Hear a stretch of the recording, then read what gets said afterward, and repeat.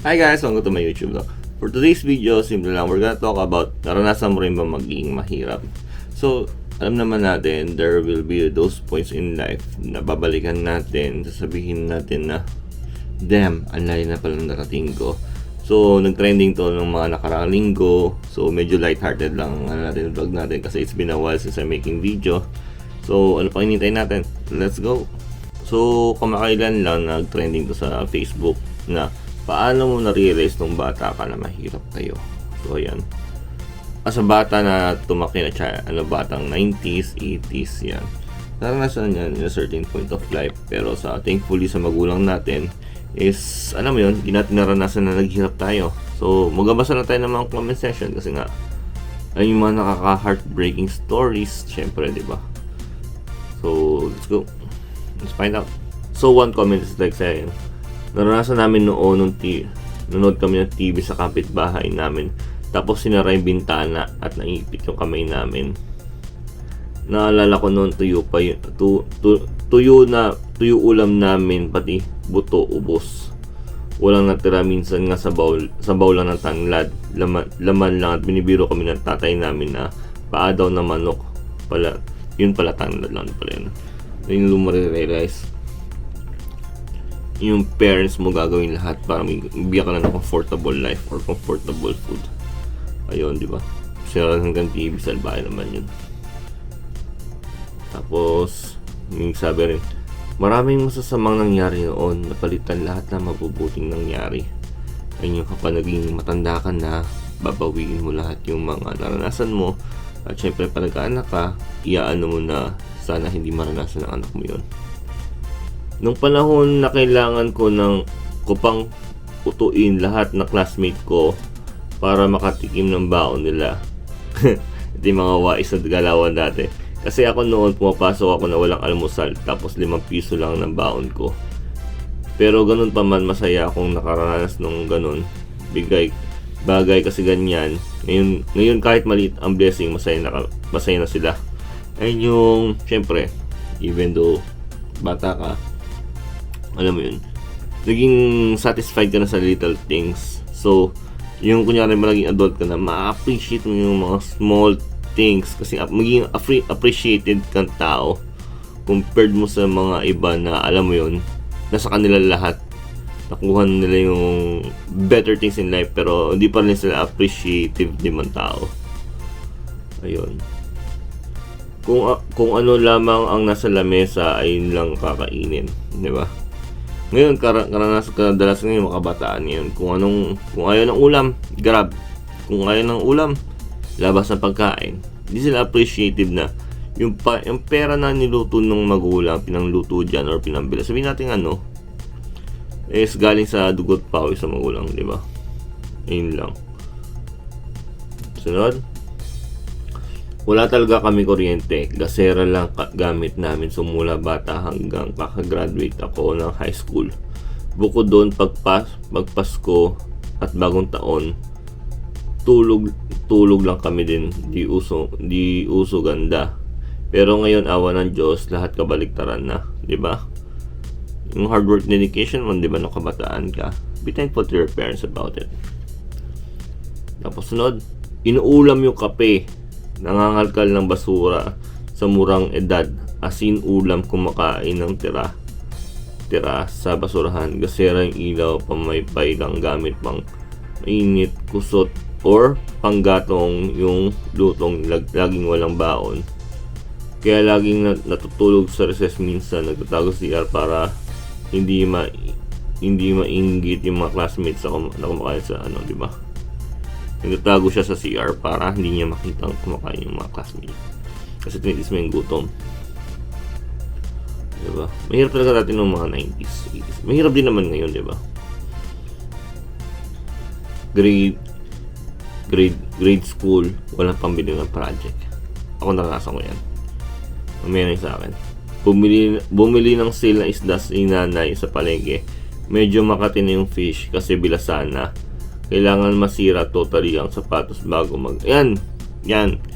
Hindi ka bibili ng sapatos hanggat hindi mo na oversize na or nalalagpasan na or hanggat hindi nasisira. Yan ang rasa yan. tinolang itlog ang ulam pero never kaming hindi kumain ng isang buong araw. Yun, di ba? Hindi ka ginugutom ng magulang mo. Ayun ang importante. Sunod natin. Nung nakinood lang kami ng kapatid ko ng TV sa kanya, sa kapitbahay, tapos pinagsaran kami ng pintuan, di ba? Or tinatago yung chinelas namin. Madami talagang ganyan nangyaring instances talaga, kahit saan siguro talaga. Minsan walang bigas, walang baon pagpasok ng school. At pagkakalayong lakaran ng papunta sa wala kang pamasahe, di ba? Pasok mo alas 7, gigising ka alas 5, maglalag ka 5:30 papunta sa school, tas dapat makaka-flash pa.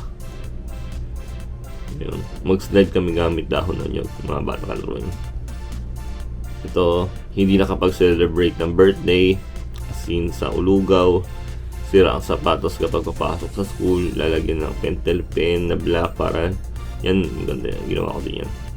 Kulang ang baon na pagkain sa school, tapos need mo pa rin lakad pa uwi. Hindi nakasabay sa gala ng mga classmate mo kasi wala kang pera. Ayun yung mga kahit ng early 2000, yun, ginawa ko din yun. Hindi ko naranasan yan kasi pinanganak ako college value. Tapos ito naman, nakinood sa TV na kapitbahay, ayun pa rin. Nung sumali ako ng club scout na nakachinelas lang, yung uniform ko, pinaglumaan ng kuya ko. Wala din akong hakit para pareha, yun, di ba? Yung asin at mantikan ang ulam namin. So, yung papagkain pa rin. Yung naka-Royal at saka Skyflakes ka kapag may lagnat. Ayan ang mga the best result. Di ka nagka-biogesic. Royal Skyflakes lang. Milo lagi ulam. Tapos, ano pa ba? So, paulit-ulit lang din. Marami rin naka-experience na to. Tsaka marami rin thankful na yung nakaraan nila is like, di ba? Grateful kasi naalala nila. Nakatikim lang din kami ng mansanas pag New Year at kalahati pa. Di ba? Nakikinood ang TV sa kapitbahay. Walang kuryente, nakikinood syempre. Parang priority talaga dati ng mga 90s yung TV talaga, no? Naalala ko nung bata pa ako, nakakalimutan ang inuulam namin na sukal at kanin. Minsan toyo mantika, minsan chicherya. Tig-piso, bangus at saka dipsy. Yun, sarap yun. Pag pinapabili kami ng tatay ko ng kalahating kilong bigas at tindahan tapos ilulugaw, hahaluan niya ng laman ng gabi para dumami. Pero ngayon masarap na kay Lord, di ba? Yung be thankful. Para sa akin naman, di ba, para for the sake of discussion, para sa akin na post ko na sa Facebook, sa personal Facebook ko, yung paano mo nasabi na naghihirap kayo. Ako naranasan ko yun na dati mag-birthday ako. Alam mo yun? And yeah, for the sake. Naranasan ko mag-birthday ako na, alam mo yun, kasabay ko kasi ng birthday yung pinsan ko. Magsisimba lang kami ng nanay ko. Tapos uwi kami. Hawakan niya lang mahigpit kamay ko. Dadaan lang kami. Literal lang kapitbahay ko ng pinsan ko. Pero ang ina ng nanay ko, never kami naki-birthday sa pinsan ko. Yung sa kamag-anak namin, di ba? Kasi syempre birthday nila yun celebrate, parang ang pangit naman tignan. Kung diba, makikisama ako dun para makiki-birthday, kumbaga. Basta ngayon, actually I don't celebrate my birthday kasi nga natutunan ako sa nanay ko, we don't celebrate birthday. So like, it's just like a regular day para sa akin. Kahit until now, regular lang din. Ayun. Tapos ano pa bang maranasan ko na naghirap kami? Yung mga panahon na yung pang tuition ko dati sa school, pinambabayad namin is yung paninda namin. Ayun. Kasi kulang kami, so pang bayad namin is yung bigas kasi yung tuition namin is like 11,000. Magbabayad si mama ng bigas. 3 kami sa 11,000 yun. Pambayad sa tuition. Tapos yung principal ko kunin yun, parang pang collateral. Tapos mga pinaglumaang libro, ayun, mga pinaglumaang libro ng mga pinsan ko, gagawin ni mama, buburahin niya. Ano yun eh, pinsan ko kasi kahit darang ko lang din. So, yung sulat niya sa libro, tapos naka-pencil, bubura-burahin niya lang. Tapos, minsan pa, hindi kami bibili sa mismong school ng libro. Maghanap kami ng mga second hand store, mga second hand. So, mainap, mano din nanay ko. masinop din. Tapos yun, marami pa. Tapos nagtitinda kami, kumakain kami. May naninigal na Bombay, 5 Bombay namin, 6, 10, diba? Tapos yun, mas matitirang benta ng nanay ko para pambaon pa namin kinabukasan. Minsan kulang pa, diba? Tapos iutang pa para pamasahe. Tapos yung most part, sabi ng lola mo, huwag niyo kasi pag-aralin yan. Ayun, sabihin kasi ayaw kami pag-aralin kasi nga, syempre inisip nila pag-aaral namin pabigat lang.